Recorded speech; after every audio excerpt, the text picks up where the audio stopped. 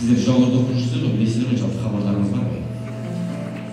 Сонда жыраулар поэзиясында, жыраулар мұрасының ішінде бір сөз бар ма? Күйдім, сүйдім, осынау оқып беруімді жоқсың ғой, сен арманым. Алаш махаббат, сен әнші тілеуіме қарамай кетті, мен жыладым, шымақтарып кетті. Жоқ, уақыт жоқ. Неге? Қонға ба? Жастардың тілді жағылын сейбін отыр ғой. Қонға еліге түсіп тұр. Сен сезімін жатырсың. Ол сезім деген нәрсе өте тыныш кезде болатын нәрсе ғой. Олардың айтып тұрған сөз. Бірақ оларда лирика жоқ деп айтасың. Жоқ, қайда лирика жоқ. Бұдырайған екі шекері, бұздай күн көбелі, сары қарнымы сұлтандай жүрісті адамдар шай ішіп олау қатырсың. Басылса қойдың көзірі сөйлесе қызылдың шешені. Билер отты бейсоны, билдің кенжесі, бұлшын мұқтаж айға азу, билеріктің көл шайқынан шағыз. Мұнар болған күнді шықын көріп болған әдешін. Қайдан лирика жоқ? Лириканың көкесі ябылмаса еді, жабағылы жастайда жағдай адам болған жоқ, жатып барып жастата жайдың оңғай болған жоқ. Жаны бері сайдың, жарылысын ембайдың, жарылысын емдайдың, батташы бұзылдың, бостазаны тоқтыдай, бақас ойдай жылдаған, балықтай тулаған. Қайранда менің елім. Қайдан лирика жоқ? Бірақ лирикасы бір жекелеген тұлға бір адам қызбен бүкіл елге жұртқа қарамызған сарбалаған қамы, бүкіл елге заманды сақтана бастағанда сөзі сақтана бастайды. Осы сондай нәрсені жаттап айта берген соң сенімді бол. Өмірлік позицияға әсер етеді. Таңертең кешке шейін махаббат туралы ойлаймын. Қызға ғашық болып көзіңнен жылай жасын ағып отырса, содан аспайсың. Ал ояндай орғыды, башқа сөндей бүгілген жолбарыстай шуға таңдап бір мінер болсын, елдің үшін атасы, ата жауды атасы басқа қалмақты жауап жұртынан шауып бостырып, түйедегі ашасына берсең қашасын. Атасына енгізіп, тегінен деген ол жағбай метеміз деген кезде неге соншама не деген агрессия дейсің. Агрессия емес, ол қорғаныштан деп отқан агрессия. Өйткені сен Қаратаудың басынан көшіп келіп сені бостырып жүрген нәрсеге ішкі елдіктің қарсылығы. Осыны жаттаған соң осыны жаттан соң әсер етеді.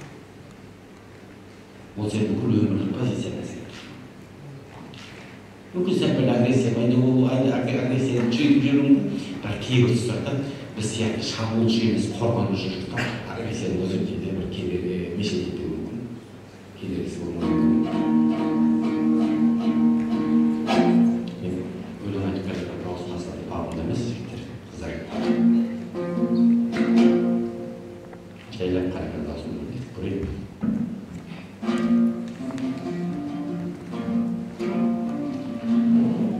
Есімде бар ма жас күнің, көкірегім толық басың бос. Қайғысыз ойсыз мас күнің кіндіде көрсең бәрі ұлыс. Домбыраға қол соқпа, шымырлатып бір-бірде, жүрегім соқпа бөл тоқта жас келе, көзге өшір жүрлер. Махаббат қызық малмен бар,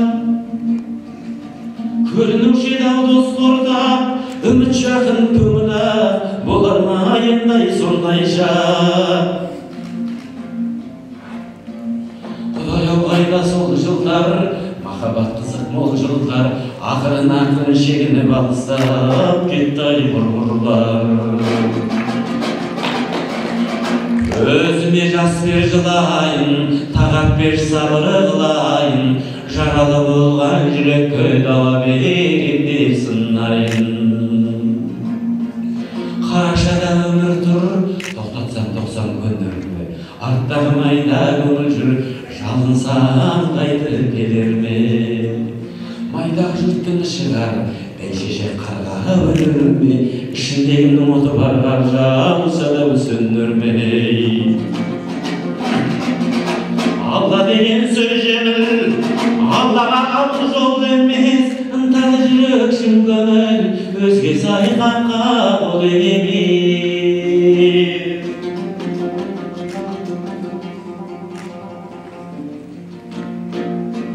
Жүректің көзі ашылса, хақтықтың түсер сәулесі, көңілден кірді қашылса адамнан хикмет кеудесі. Көңілден кірді қашылсай, адамның хикметкенге сай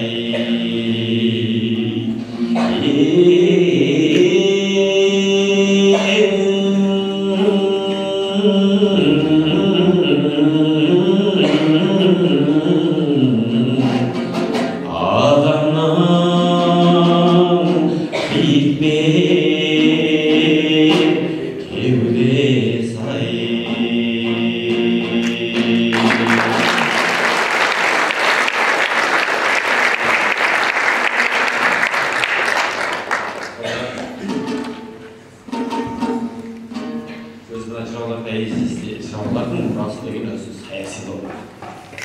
Өйткені бұқар жырау арасынан айтады, кімге айтады, кімге абылай айтады, сен кімсің дейді. Біртүрлі ғой енді. Кім едіңсің? Сен Түркістанда жүргенсің, есін төлеубилердің бағып күресіп баққан қол өдің. Осылай едің, орынды білдің дейді да, аяз бетін шағын. Бірақ мен ақсұқар ұстайды, немесе қартақай, жаңағы ұстау деген әңгімелерді айтып тастайды. Ал бұны айтуға бұқар неге сен ол бар абылайдың тұлға ретінде саяси тұлға ретінде қалыптасуында оның рөлі болып көмектесті бір тайпалардың басын жинады деген сияқты ғой. Қазір өзі тұрған совхоздағы директорға сөз өтпей тұрып Нұрсұлтан баса бір нәрсенің өзі реті болады. Ана өзі үшін кейбір уақытта осы айту керек. Айту үшін сен бір хақың болу керек. Сен бір қоғамды орын, елдің алдында жүгінді арқалауың керек. Сен өзі жақсылап, екеуіңіз жақсылап ала алмай жүргенсің. Оқыған істеген жоқ болып тұр, деген отыр. Бір терісін сөйлеудің бірде мәдениетке қайшы, екіншіден ол нәрсенің бір реті болып тұрады. Одан кейін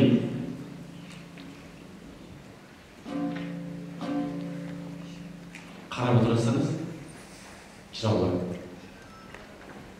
айтатынын айтып алады да, бірақ өзінің артынан ерген жаңа лидердің қадірін біледі. Исатайға байланысты Махамбеттен Исатайдың жауы ғой. Исатай басшы, мен қосшымын. Мен бастаған жоқ қой. Исатай кетіп қалса Махамбеттен басшысының ол рупор емес, лидер емес, ол рупор. Ол президент емес, ол секретарь. Сол сияқты Қазтуғандарда, Доспамбеттерде белгілі бір саясат жүргізген тұлғалардың қасындағы бұқара мен биліктің арасындағы делдал қызметін атқарады. Солардың арасын жақындастыруға, бір-біріне түсіндіруге тырысқан, елдің басын қосуға тырысқан нәрсе. Бұл нұраны білу, жігіттер қыздар, сіздерге міндетті. Негізі білу керек. Жатқа білмесеңіздер, жатқан рухын сезіну керек. Айтайын деп отырған нәрсе.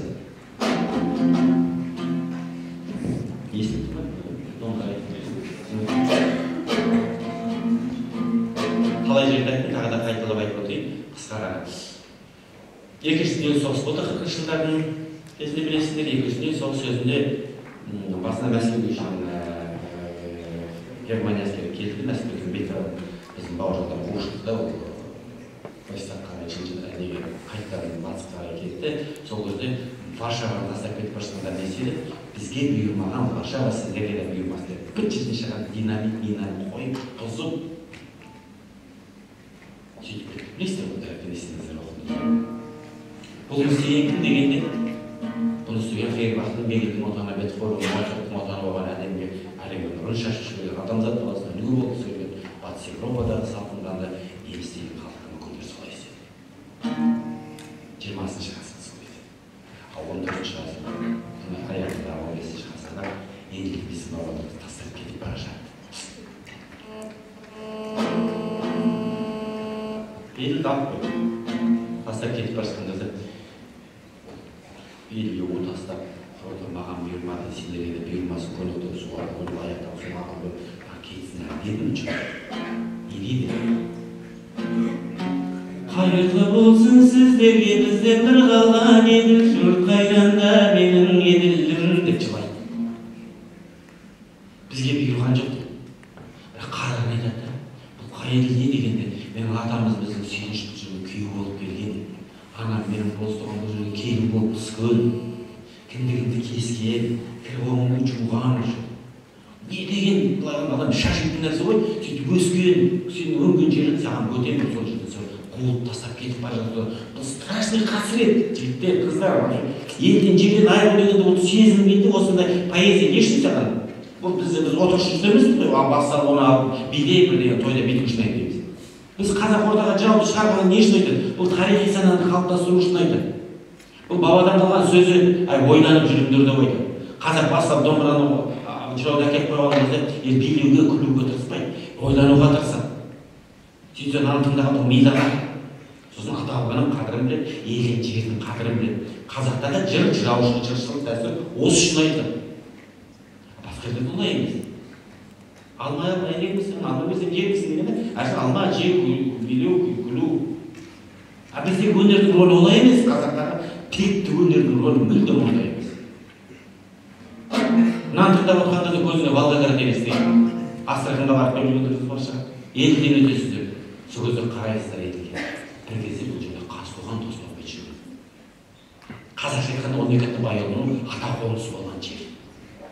Айналайын ақжайық атсалмайды құлғайды, еңісі биік бозорда еңеге құлғайды, қарабұлан тегізін етік құлап құлғайды, көтерілген бауырдағы күлек құлғайды, еділ жайы көзен еділден бой ен тоға ел қондырсам демедім, жағалай жатқан сол жерге мал толтырсам демедім, арманы қараңыз.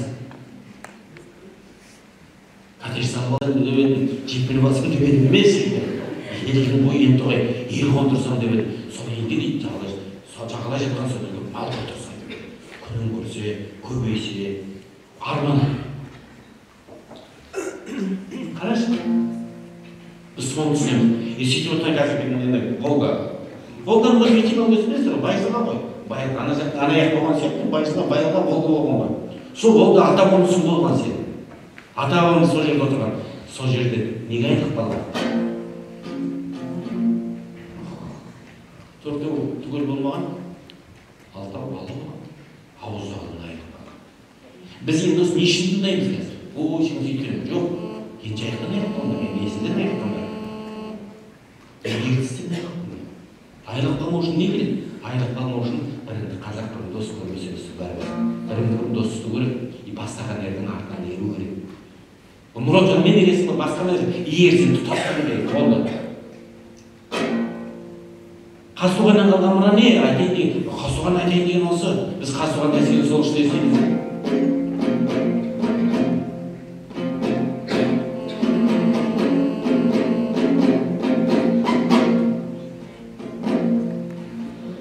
Алаңдап алаң жыр, ағалап ұрдан қонға жыр. Атамыз біздің сүйініш, күйеуде болып барған жыр. Анамыз біздің боз туған, келінде болып түскен жыр. Қайранда менің еділім, қайранда менің еділім.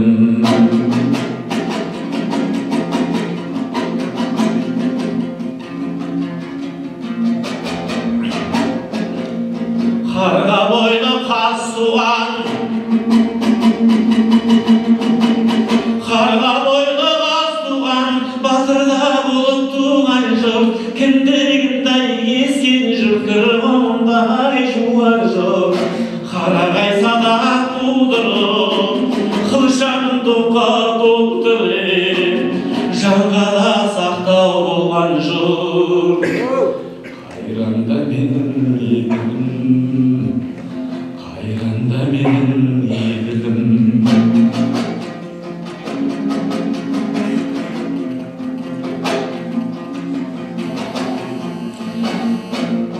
Сал-сал бір жағанау шөзін, сағыз жеп ойлы айтып, салып алырдан қолына жеп, жатып қалып бір тоқты жайылып мұң қой болған жер. Жабағылау жастайға жардай бір атам болған жер. Жарменен сай етек, жарлысымен бай етек, жабылысымен тай етек. Боқташыны бұзаудай, босазаны тоқтыдай, бақасы бойдай шулаған, бағыны тайдай шулаған, шынау шылауын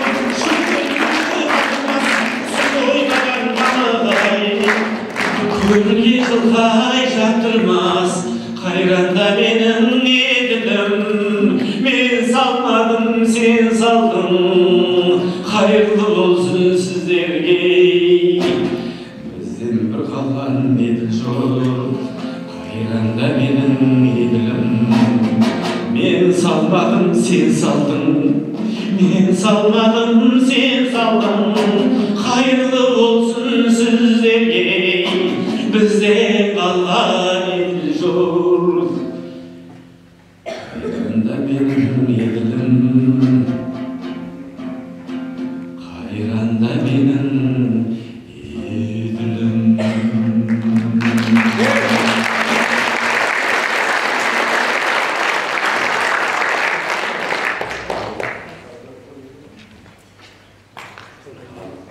Енді айтайын деген нәрсенің өзі бұйымтайдың осы қыздар, бұл өнер дейтін нәрсені бұл тек қана сезімнің деңгейіндегі нәрселер қалыптастырып қалғанымыздар. Қазақтың ұлтында бұл тарихи сананы қалыптастырып деген нәрсе. Сен Қарсұлтан Досмамбет Абай Шалқиыз деген кезде Махамбет деген кезде өзің ұлтың елдің тарихынан хабардар боласың, сол нәрсені сезінесің. Оны жеткізудің бір басқа сағыннан басқа жолы сирек. Сол сағынды сезініп алып. Мен ана Қарағайдың 1985 жылы 5 ғасыр жылы деген Мұхтар Мағауинмен Мардан Бәйділер бір шығарған Ғылыманға неден шығып кітап. Сонда ең бірінші Қазтуғанды аштық. Ашқанда Мағауин орыстай оған мұраш келейді. Жолынан құмысқа жүріп өтті. Айтқым келеді. Айтқым келгенсін әнші өзім шығарайын, 20-шы ғасырдың баласын сойып кешегі әнер актерлік тоға бейшарамыз ғой. Қайта-қайта жылаған бір дене болып өтті. Жылап қойы көріміздер. Бұны не істейін деп сөз жолында, сәл уақытта Мағауин дейтін бір шалқарды шалып орын берген майым болды, күйді сұрақтырып консерватория. Сол көкілді масқара таққан, сол кісі көкілді тартып болғанда, сол көкілді аңылдайын деп отырып, осы мелодиясын тауып. Негізі бұл мелодия емес, қазақ артықы көкілдің сарыны ғой. Басқа нәрсе шалмайды. Замананың нәрсесі керек. Қалай дегенде информацияның қамыз және болып жатқан ақпараттың бізге түрлі әсер еткен ол өзі істеген деңгейінде болмайды екен. Сондықтан мен айтайын деген нәрсенің өзі жігіттер қыздар неге дәстүрлі жыр, әсіресе шалқар поэзиясы. Бір сәт дос болыңыздар, әсіресе осы кезеңде дос болыңыздар. Сосын өздері бір уақыт өтіп кейін Абаймен достасасыздар. Қазір Абайға бірден кіріп кете қоймайсыздар, басын жыраулардан бастап сосын Абайға айтып отыр. Саламатсыздар. Менің сұрағым қазіргі діни мәселесінде қойғым келіп тұр. Жастардың діни көзқарасы қандай, жастардың және ағымға басқа діни салаға түсіп кетпеу үшін біздер не істеуіміз қажет? Және осы жас балдар мешітке қандай не біліп барады? Осы сұрағым. Негізі, мен өзі негізі білесіздер, өздеріңізді біліп отырғанша, мен намаз оқитын қазақпын. Бірақ намаз оқығанда қалай оқитын болса, менің әкем 53 жылдан бастап намаз оқыған. 53 жыл райисполкомымызда біріктейтін әжептәуір жұмысын. Сол өзі тығылып 5 уақыт намаз оқығанда екен әкем бір әдәр болды. Оның әкесі 7 адамнан намаз үзген жоқ, дәстүрлі азапын. Сондықтан кейбіреулер ол сансаққа жүргізіп намаз оқыған соң бір бәленің басынан басталатындай көрсетті. Енді ол политический, саяси технология болуы мүмкін. Қазір енді өзі дінмен бір әлем болып ана Назарбаевтың керемет сөзі бар. Ислам әлемге қауіп төндіріп отыр ма, әлем исламға қауіп төндіріп отыр ма дейді. Сонда айтайын деген нәрсе дінге байланысты былай. Мынау радикализм дейтін нәрсе бар. Тәкфир дейтін нәрсе бар. Бұл тер, бұл чапалау, бұны уланып, бұны вирус түсіп кетсе, адам болмай қалулары мүмкін. Өте қауіпті нәрсе, иіштейтін нәрсені істеп өткен нәрсесін адамзатқа исламды сұмырайып көрсету үшін, исламофобия тудыру үшін жасалып жатқан нәрсе. Бұған ерген адам естеріңізде болсын, автоматически білсін, өзінің ұлтына қастандық жасап жатыр. Мен тәуелсіздігінің тамырына балта шауып жатыр деп түсінсін. Бұны әдейі солай істейді, ел имандылыққа келмесін, имандылыққа келумен неден дейді? Марағынан дейді, жаңашылығынан, өтірігінен, басқадан дейді. Осы бір құндылықтардың негізін алсаң жетеді негізі. Құдайдан қорқу дегенде, біреуге жамандық жасасаң алдынан шығады деген сөз. Жамандық жасайсың, міндетті түрде алдынан шығады. Жақсылық жасайсың ба, даже ол алдынан шығады. Біреуге жамандық жасадың, құтылып кеттің дене, өзің өлмесе балаңа немерең шөбере. Жақсылық та солай. Одан қайтпаса, балаңа намазды басқарып тұрған күшті Құдай Алла Тағала деп айтамыз. Сол Алла Тағаладан қорқып жүруің осы жетеді. Екіншіден, сен мүфти, сен мемлекетсің. Мемлекет болған соң мүфтиет па. Оның қолдасы бар, оқып көрген адамдар болады. Солар оқып өзі шыншық сөйлесе демен, қасапшы сөйлесін деген сияқты, не айтса да сол мемлекет болған соң, сен соған мойынсұнуға міндеттісің. Әрі ішкі нәрсе ол сенің ішкі шаруаң. Ішкі шаруаң деген кезде оны сырттай көрініп, іште жек көрсетуге сөз жоқ болуы мүмкін өзгерсін. Ішкі шаруаң деген сен Құдайдың алдында айтқан өтірігің үшін, жасаған зияның үшін, жаңағы сыйланбаған әке-шешең үшін, жаңағы күстаналаған жаңағы шаруаларың үшін Құдайдың алдында өз жауапкерсің, Құдайдан өзің қорық болды. Оқисыңдар ма? Аллаға білесің, оқыңдар. Жақсы. Басқа біреу түртпектеп, біреуден етіп, өзің бір пештің пропускасы қалтаңа салып алғандай болып, елдің бәрін тікілдеп, тәртіптеп, мазасын алған осындай нәрсе, бұл діннің жауабы. Немене деді бізге болса? Абу Ханифа басқа дейді, Абу Ханифа басқа боласың. Сен де Абу Ханифаны білмейсің, бәрі 5 масхабты, 4 масхабты білетін сен күш қайда сен? Ондай сендер егіз қайда? Көп адамдар осыны жігітке жастар айта кетейін. Мына болып келіп елдің ерекшелегісі келеді, ел қатарлы тұрғысы келмейді, елден артық болып, елге ұқсамайтын болып, қолын төсіне қойғанда талтайыңқырап тұрғаныңызда сендер осындайсыздар, мен мұндаймын деген әр жағында я жатыр. Әр жағында мақтаншақты жатуы. Көппен бірге бол. Өз басына ерекшелік бермек, адам баласын бұзатын істеп кім айтты? Абай айтты. Саған масхабың адам жетеді, соның ішіндегі нәрсені біліп алсаң, жетіспей жатырсың. Сен керемет тақуасың ба? Ең үшін туған туысың сипа, әке-шешең сипа. Сахабалар ғой, кәпір болған, дінге келмеген пайғамбарға Мұхаммед саллаллаху алейхи вассалам ермеген әкесі мен шешесін алақанын ұстаған ғой. Ал сен намаз оқымайсың, менің әкем кәпір, шешең кәпір деп айтқан адам, ол әкесі мен шешесін опа бермейді, Құдайға опа бермейді, ол қоғамына, ұлтына опа бермейді. Осындай нәрселердің ар жағында арандатуға түсіп қалғаннан Құдай сақтасын. Түсіндіңіздер ме? Осы нәрсені жақсылап біліңіздерші. Имам тұрып, оқыды, сол үшін мемлекеттен жалақы алса да қоғамның өзі қамқорлығында тұрған нәрсе. Соны айтқандай еріңдер. Осы нәрсені ұстаныңдар. Құдайдан қорқыңдар. Егер діндарлықтарын ұстап баратын болса, 5 уақыт намаздарын оқыңдар, өтірік айтпайсыңдар. Ана айтып отыр, осылай сыртын былай істейтін, соны ана сақалын былай қоятын, былай тұра тұрсайшы деп айтса, сен керемет бір тақуаң тас болса, түннің ортасында тағы жүрсайшы, сен арқасында адам біледі, оның үшін көрмейді ғой дейді. Сізді көрсету үшін істейсің. Ол Құдай көріп тұр. Сондықтан бұл нәрсе деген бір қатты нәрсе. Қазақстанға негізгі жасалдыққа шабуыл, ішкі шабуыл, дін арқылы жасалып жатыр. Бұл жақта бауырлар дін арқылы жасалып жатыр. Сондықтан бұны бетегеден биік жусаннан аласа ғой, намаздарды оқып, тып-тыныш қана жүру, істе деген нәрсені істеп, енді қазір ғой ең сауапты нәрсе не дейді? Ең сауапты нәрсе сабақтарын жақсы оқып жатыр.